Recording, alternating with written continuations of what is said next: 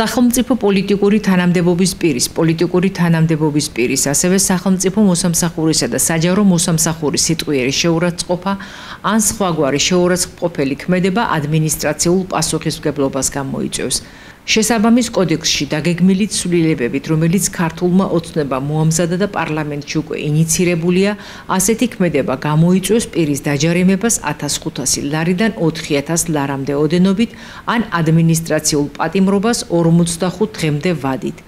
ამავე პროექტით აღნიშნული ადმინისტრაციული სამართალდარღვევის ჩადენისთვის ადმინისტრაციულ სახელდადებული პირის მიერ სამართალდარღვევის ჩადენა გამოიწვევს დაჯარიმებას 2500-დან 6000 ლარამდე ოდენობით ან ადმინისტრაციულ პატიმრობას 5-დან 60 დღემდე ვადით. პოლიტიკური თანამდებობის პირის და სახელმწიფო მოსამსახურის შეურაცხყოფაზე ასევე გათვალისწინებულია იარაღის ტარების უფლების ჩამორთმევა 3 წლამდე ვადით. ქართული ოცნების პროექტი ასევე ითვალისწინებს ადმინისტრაციული პატიმრობის 60 დღემდე გაზრდას. გარდა ამისა, მკაცრდება სანქციები წვრილმანი ხულიგნობისთვის, პოლიციელის წინააღმდეგობისთვის და შეკრება მანიფესტაციის წესის დარღვევისთვის. პარლამენტი პროექტს დაჩქარებული წესით განიხილავს. აღსანიშნავია, რომ საკანონმდებლო ცვლილებები იგეგმება ასევე მედიასთან მიმართებაშიც. ასევე საუბარია ამერიკული ფარას კანონის მსგავსი კანონის მიღებაზე, ეგრეთ წოდებული გამჭვირვალობის კანონის ნაცვლად. მმართველ გუნდში ირწმუნებიან, რომ მომდევნო 2 კვირის განმავლობაში გამკაცრდება ანტინარკოტიკული პოლიტიკა და არასრულწლოვანთა მართლმსაჯულებაც. რას ფიქრობენ ნეტა, როდის შემოვა ეს დეფიციტური წამლები? მე მარაგეთ ვყიდულობ დამტანჯა დეფიციტმა. ეს კომენტარები სოციალური ქსელიდან არის. მომხმარებლები არც თუ იშვიათად აპროტესტებენ შემთხვევებს, როცა სასურველი მედიკამენტის შეძენის სურვილით აფთიაქებში მისულებს დეფიციტის შესახებ ეუბნებიან. ჩვენ ამის თაობაზე ადგილობრივებსაც ვკითხეთ, გვეუბნებიან, რომ მედიკამენტებზე ხელმისაწვდომობა არის, თუმცა ზოგიერთის შეძენა სწორედ დეფიციტის მიზეზით შეუძლებელია. იყო ერთი პერიოდი, რომ ვეძებდით კოჭეს სამოქმედო წამალს, არ არსებობდა არც ერთ ქსელში. მე შემოვიდა 2 თვის მერე და ვიყიდე ბლომად. ენ ფასტი მინდა მე მაგალითად ხმარობ და არ არის. დეფიციტშიაო გეუბნებიან? ხო, მეუბნებიან რა ვიცი. რა ჭირდება ხოლმე ქეფები.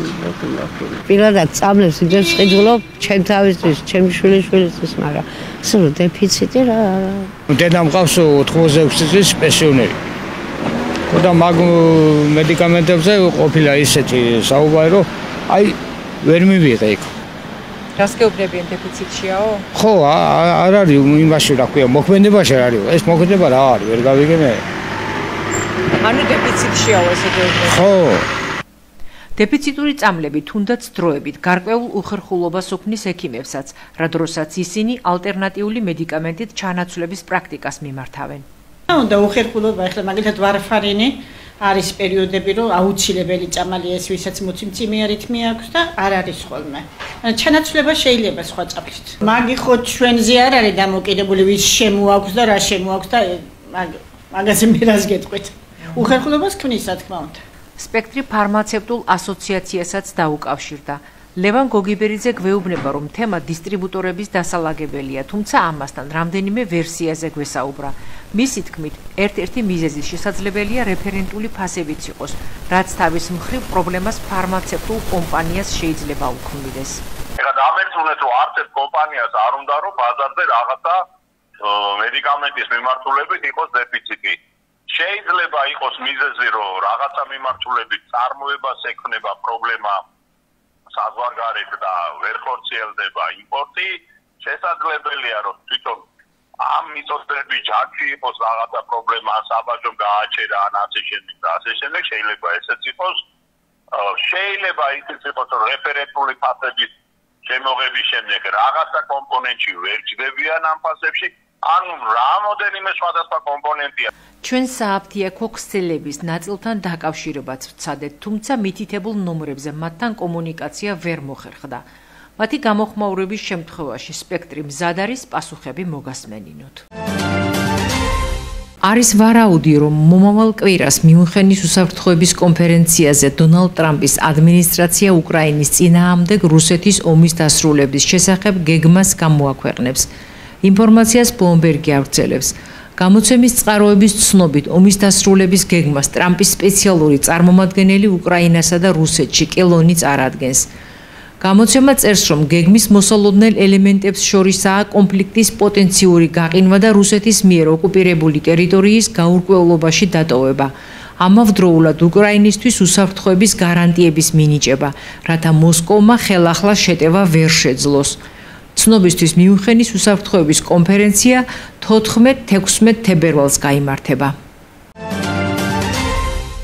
ზესტაფონელმა სამბისტებმა თბილისში ჩატარებული საქართველოს პირველობიდან 6 ოქროს მედალი ჩამოიტანეს.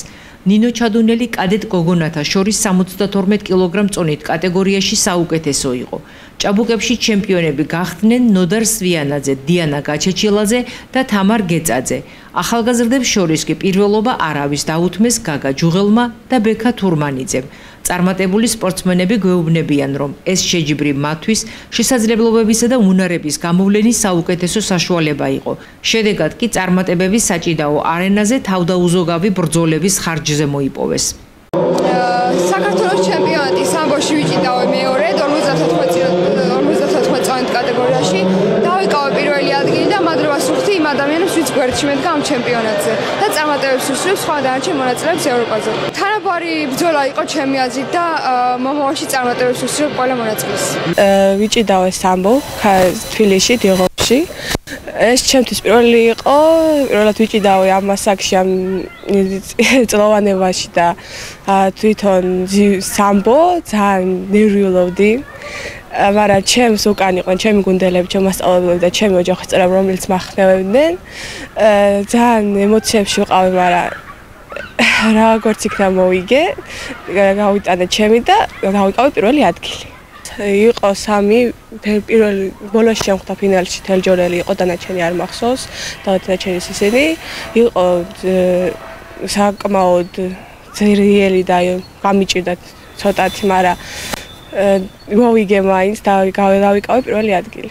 ჩემი სპორტის ინსტრუქტორი იყო პატარაობიდან, იმიტომ რომ ბაბუა ჩემი ძიუდოისტი იყო, მამა ჩემიც, მაგრამ თავიდან დავდიოდი ცეკვაზე, მაგრამ მე ჩემი ძმა დადიოდა ძიუდოზე და ძალიან მომეწონა ეს სახეობა, რომ უყურებდი ხოლმე და მე მამა ჩემს უთხარი და შემიყვანა თვითონ ძიუდოში, ვჭიდაო 5 წელია, მაგრამ არ მიჭიდავი არასდროს სამბო და იყო ძალიან ნერვიული და სტრესული ის, ნერვიულობდი ძალიან და რავი, დავიკავე მაინც პირველი ადგილი და გავხდი ჩემპიონი. ქალაქ თბილისში ჩატარდა საქართველოს ჩემპიონატი სამბოში ჭაბუკებში, სადაც ვიასპარეზე მძიმე წონით კატეგორიაში ჩავატარე 4 შეხვედრა, 4-ვე წარმატებით გავიარე და გავხდი ჩემპიონი.